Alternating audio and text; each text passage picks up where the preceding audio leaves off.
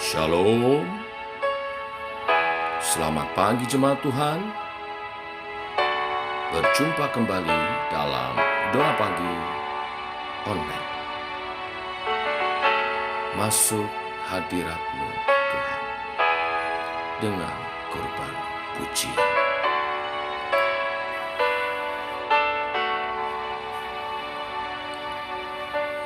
Masuk hadirat-Mu Tuhan dengan korban pujian. Masuk hadirat-Mu Tuhan, berhiaskan kekudusan.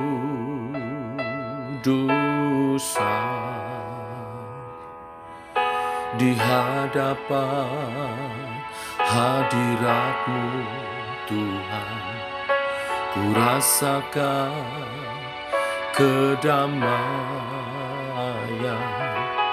Di hadapan hadirat-Mu Tuhan, ku nampak keagungan.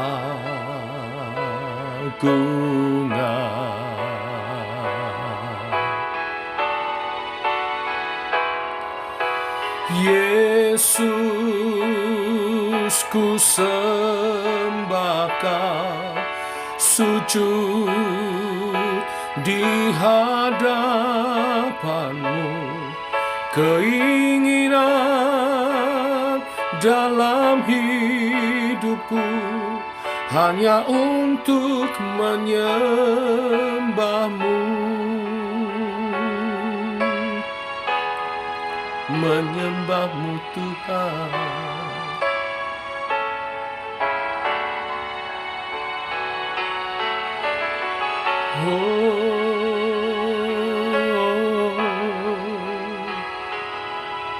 Menyembah-Mu Tuhan.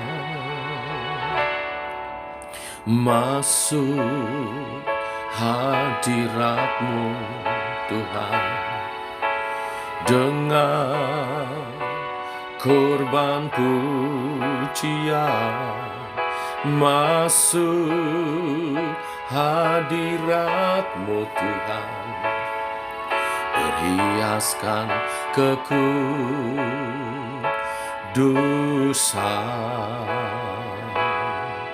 Di hadapan hadirat-Mu Tuhan, ku rasakan kedamaian. Di hadapan hadirat-Mu Tuhan, ku nampak keagungan.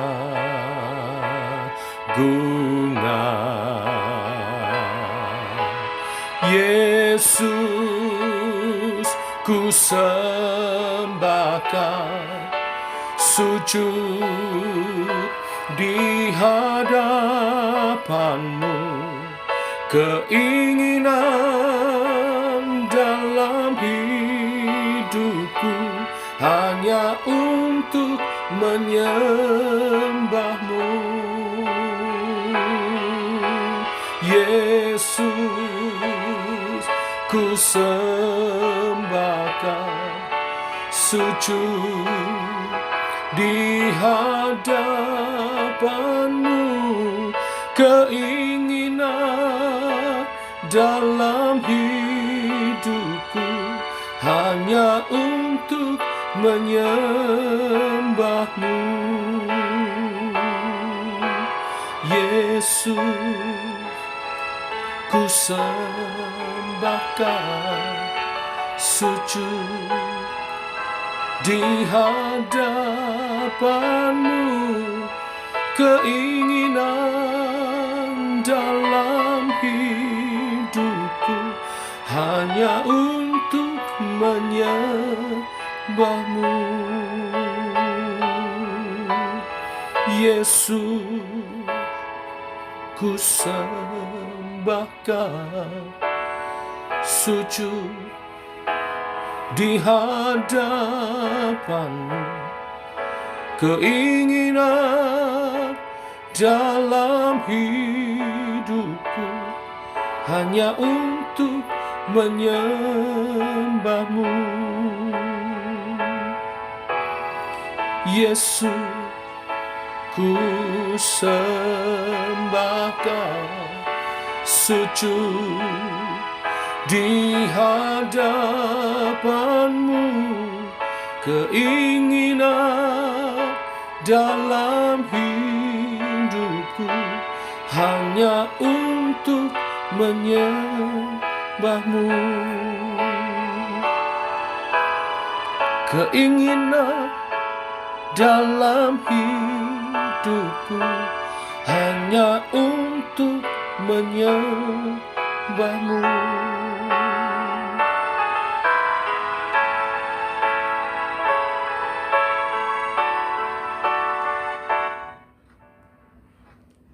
Keinginan hidup kami hanya untuk menyembah-Mu, Tuhan.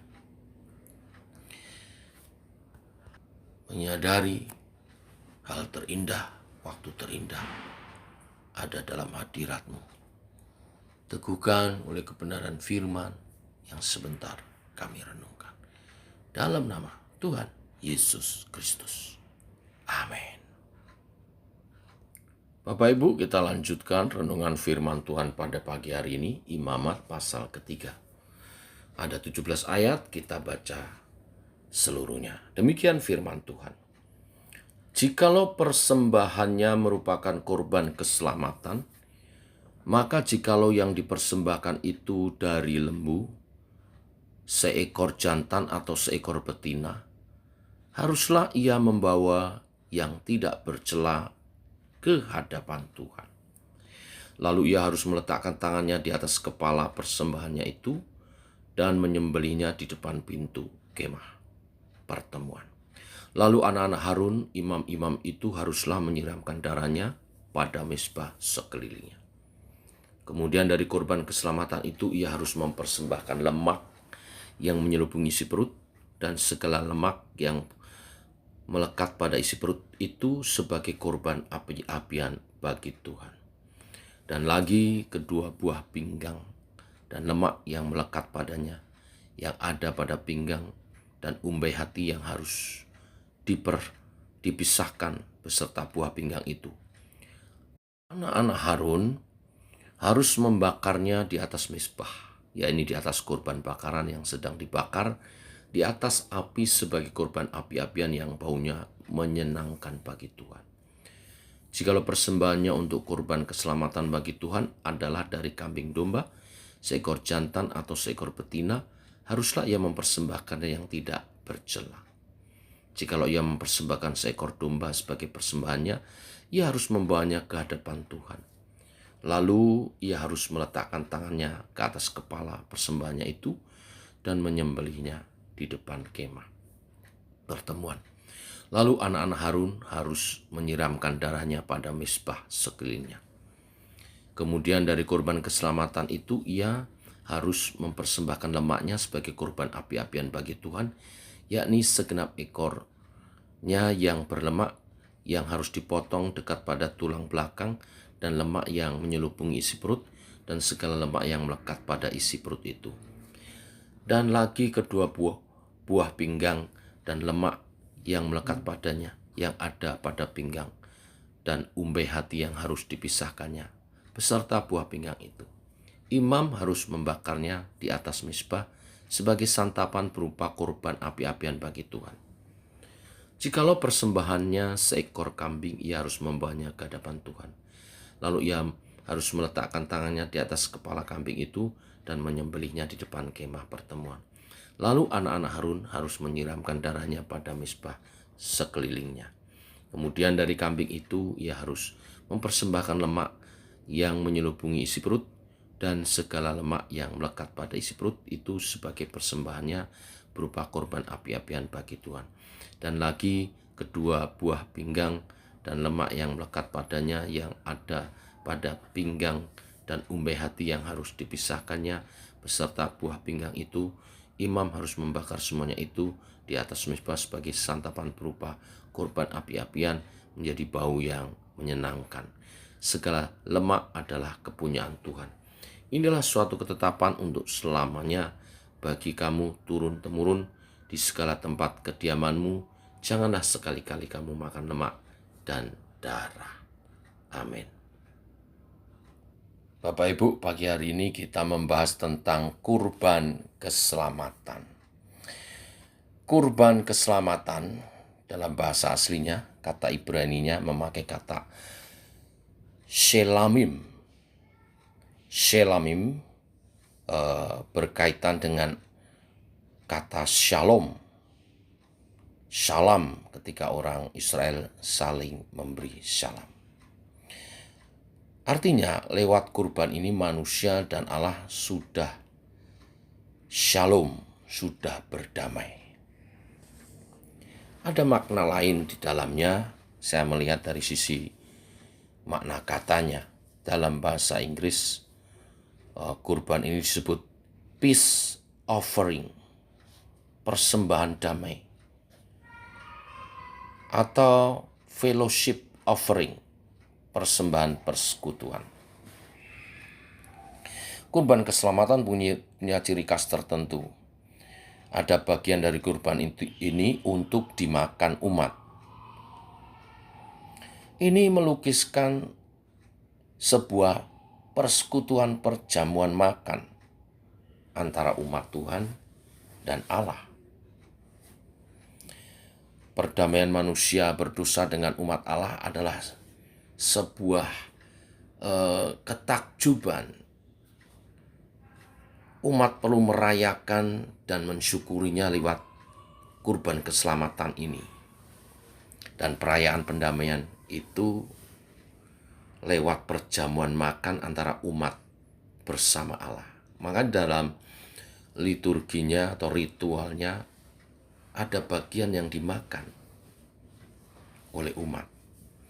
Ini menunjukkan pentingnya persekutuan dengan Tuhan. Dalam jamuan makan, biasanya kita menikmati suasana kedamaian. Suasana yang tentram. Sehingga seringkali perjamuan makan itu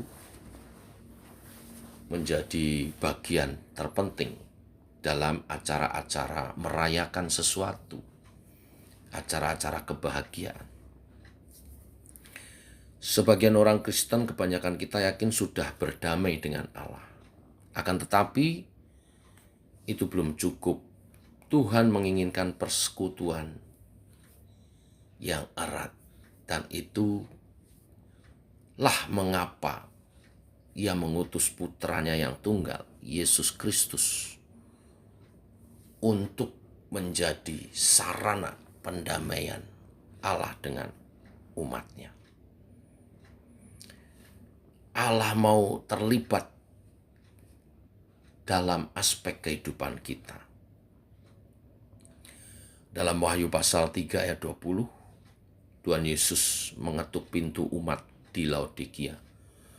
Ia minta umat membuka pintu. Dan bila pintu dibukakan, Ia akan masuk dan makan bersama.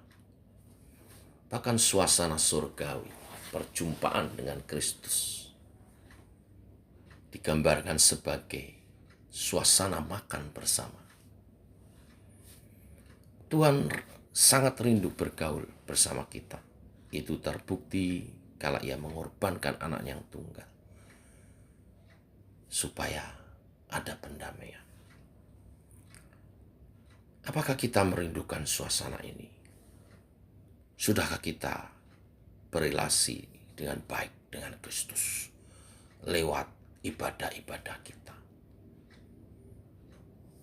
Mari tiap kali kita datang beribadah, kita ingat korban Kristus yang telah menyelamatkan kita. Dan berarti ada shalom antara kita dengan Allah.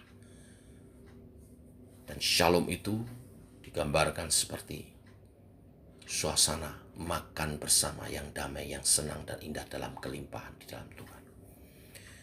Jadi kalau kita dalam acara-acara gereja sering ada Makan bersama itu alkitabiah, Bapak Ibu Saudara sekalian.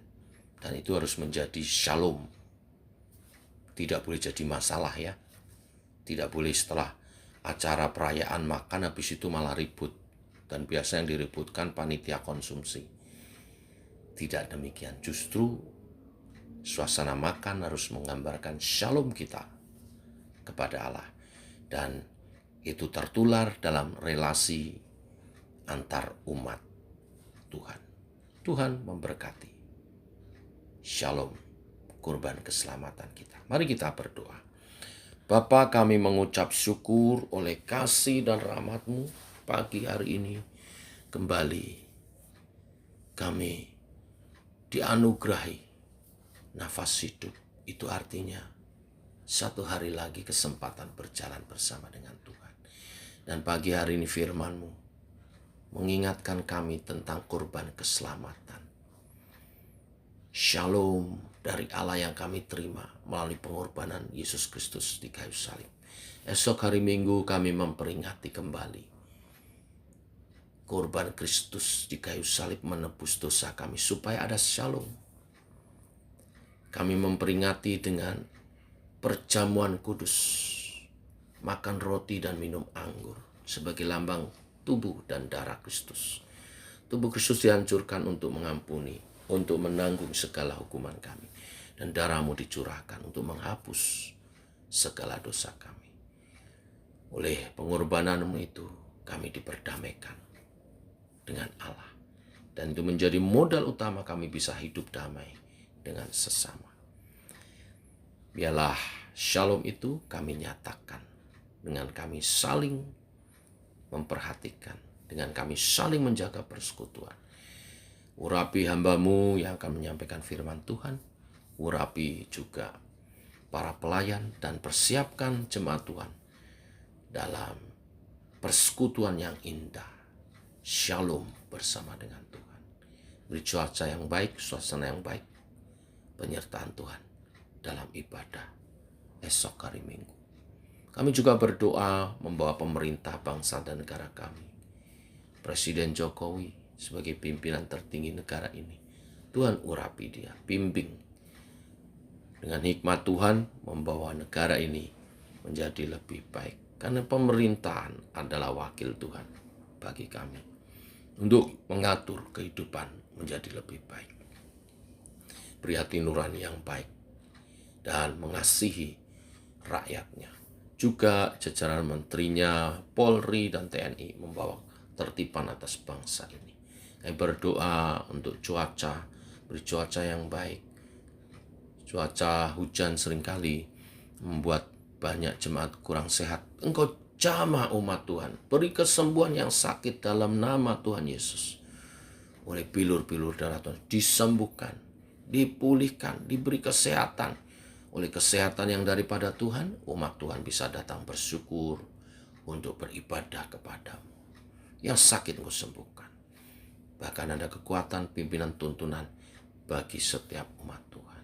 Terima kasih Tuhan. Berkati keluarga-keluarga dalam shalom. Berkati persekutuan kami dalam shalom dalam Tuhan. Terima kasih Tuhan.